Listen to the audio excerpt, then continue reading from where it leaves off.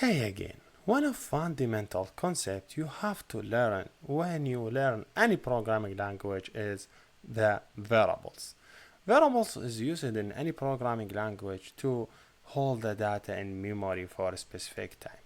So let me create a new file here and I name it Kotlin. Let me name this file variables, like, because I need to define the variables or basic or data type, if you want data types, whatever, same, both of them same. So this file is really empty. Make sure you don't have anything in it. So also, we still need to use this function main. So instead of rewriting it, make sure to just copy it and use it. This is my main function. I have to write any code inside it. So just copy and paste it and reuse it. So think about the memory. How you think the memory of the any device will be? If you think about it, this is the memory, and every memory have location and have value.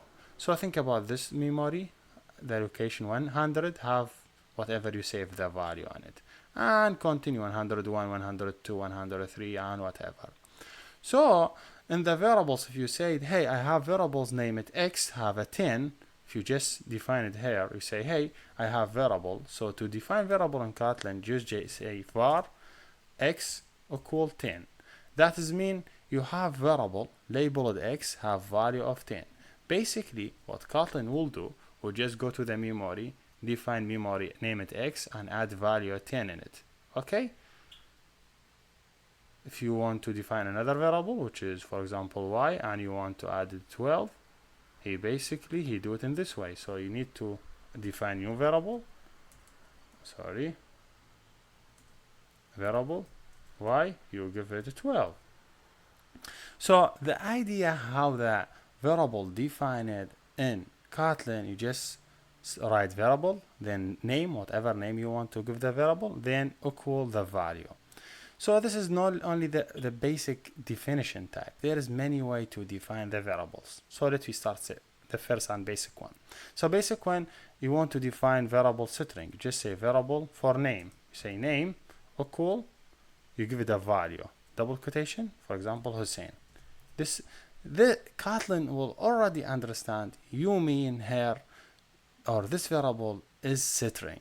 From the value, he will detect the data type of the variable is string. You could tell Kotlin this is string by adding double colon, then you write string in this way. That means you tell Kotlin, hey, this variable have to have string. Now, if someone want to add integer in it, he cannot add. Why? Because you say, hey, this variable is string. You could do that, but also you could remove this one and he will already detect this variable as string. You want to define integer. Let you think about the integer. You say variable for age. You could say equal 28, or you could say, hey, this is integer. You add double colon ant. So he will understand, hey, he will understand this variable age should be integer. And also, if you add semicolon here, you say string, he will understand this one is string. As I told you, you could add the data type and you could remove the data type. When you have to add the data type, if you want to define variable, then later on you want to give it value. For example, you want here to define variable for the department, dip, okay? And here in this step, you didn't give it any value, so you give it string, okay? But it doesn't have any value. So later on you say, hey, no, I want in this step, I want to give the department specific value. Let me suppose software engineering. Okay.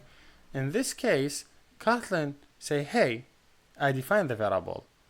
Then I give it value. But make sure you add this thing, this sign after the variable.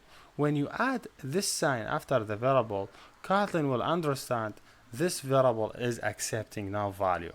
That's mean maybe some person will give it a value later on, or maybe people will not give it anything. If people didn't give it anything, by default you give this variable null. If you don't give it anything, you will take that value. So now you see I define three variables. First one is name, second one is age, third one is department. This one is not necessary to have data type because he directly assign it. This one not necessary to have data type because also directory assigned it. This one have to have data type because we did not directory assign it, we assigned it in the next step. Now let me just print something for you, print all this information. So I say print, if it's better say print line, okay? Then you open a bracket, you say name, then colon, this is string, then you say plus name. So what you have to know here we are doing concatenate. That means I'm doing this string, name it name, semicolon, I concatenate with this variable. That means he will take this variable value and add it here, which is Hussein. So he will print name, semicolon, Hussein. So rerun it.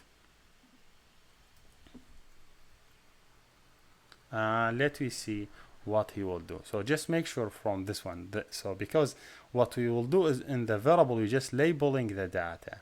We are not like this name is label. So see name Hussein. From where he bring name Hussein? Here he have a string name it name. If you anything between double quotation is string, like this one Hussein is string. So this is string. You concatenate it with another string. So you say plus name. So that means he will take the value here. What have it Hussein? So he'll say name Hussein. If you want to print line another, say hey print line for the age also.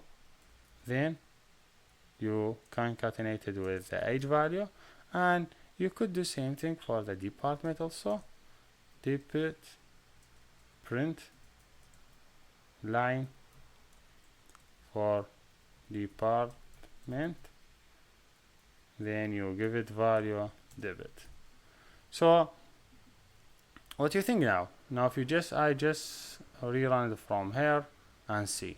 So you see now how many steps I have in the code. I have 6 steps in the code.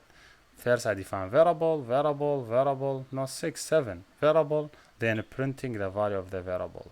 So name Hussein, age 28, department software engineering. How this application run? Let me just add a breakpoint here and click right and select debug. So by selecting debugs, you could see how the application will get run step by step. So wait for a second and let me see what is going on. So see here first he be in this step name. He doesn't have anything in the data type. If you just click next, you will see here in the debugger he defined variable name it name and have value Hussein. See variable. But now he until now he did not define the name or the variable name it age.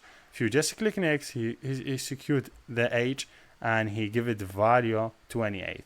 If you see he didn't pass on this point, he passed it, but because he doesn't have anything to run, he just defined the variable and he went. If you see department is defined and doesn't have any value, he say debugger info may be corrupted because maybe you have error, maybe this one is not signed. So now I have name, age, both of them have value. Department something defined but don't have anything. Now when this step will run, which is department assignment, that's mean he give in the department value software engineering. Just click run, he printed, then if you go to the screen we'll see name Hussein, then if you click next he print the age, and next he print the department. So this is basically how we do the debugging and how we run the application step by step. So you have to know this is only not only the data type we have it, there is many different data type we could use it. Like if you just say variable t whatever you need, there is different data type. We say we have integer and we have a string and we have a float also.